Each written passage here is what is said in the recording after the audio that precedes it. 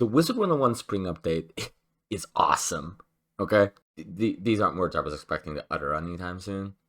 KingsIsle just launched Test Realm for the Portal of Peril update, and it includes a bunch of things that players have wanted forever now. Firstly, the namesake of the update, a cycling dungeon in the fairgrounds that will have a random housing outlet. This system will scale players up to higher levels, so offering a new challenge for newer players, with both old and newer drops, with alternative ways to get various resources and spell elements throughout the spiral.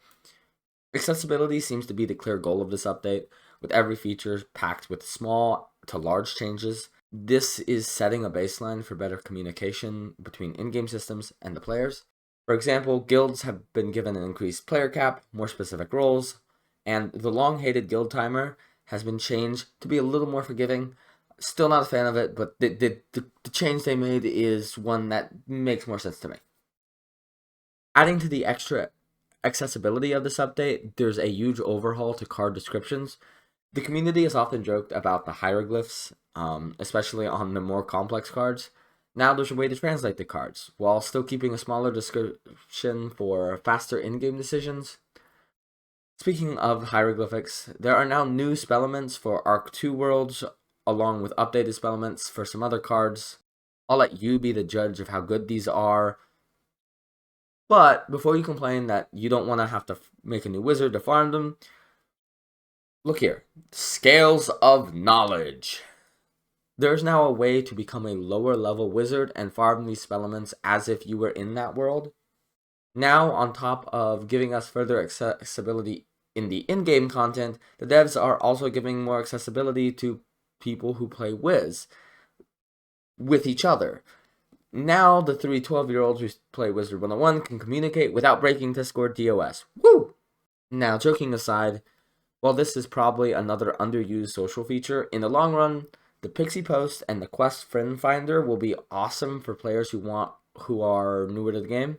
And for the older players who are less involved with like the Discord and X and all the other social outlets, they will be able to have a little community inside the game with a little more communication.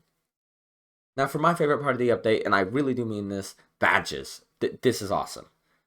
As an avid badge collector, you can see from my ridiculous amounts, this update really tickles that nerve in the best way. First off, badges have a funny little leaderboard, and there's now a distinction between badges that anyone could go for and the badges that are for people like me who want to spend hours suffering just to farm for one funny little badge.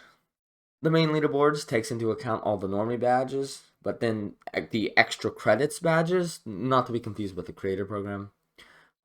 These create a space for people who want to do the really hard stuff. The actual best part about the badges is that they now have rewards.